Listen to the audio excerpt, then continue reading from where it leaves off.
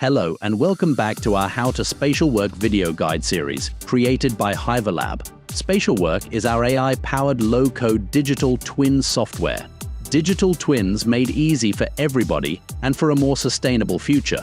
In today's video, we will go through some useful tools, including how to access the duplicate and group objects features, as well as the shortcuts menu within Spatial Work. We loaded a very basic level of a descriptive digital twin environment. All the 3D assets are properly placed within the space. Let's imagine, for example, you would like to import a new object into the scene.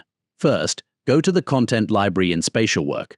Remember that you'll first need to upload your content via the HiverLab client portal's media library before being able to access them in Spatial Work. Next, let's look at this storage area. Let's import this shelf unit. We can place it somewhere in the corner of the room. Now, let's imagine you wish to duplicate this storage unit.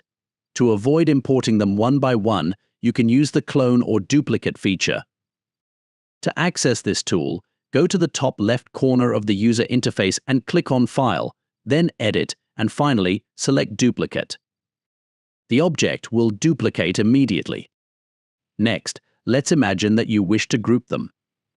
To group objects, we are going to use a shortcut key. To find the list of shortcut keys, simply go back to the Settings panel, go to Select, Help and Account, then Keyboard Shortcuts. After clicking on that, you will see a list of all the shortcuts available within Spatial Work. They will appear at the bottom of your user interface. Use the tabs to find the most relevant ones that you need. There are 3 categories: General, Camera View, and Edit. The shortcut key for grouping is Control and the G key together. We highly suggest you familiarize yourself with as many of the short keys as possible. They are especially useful for navigation. For example, for rotation, press the R key. For panning, press the spacebar. To select objects, press the V key.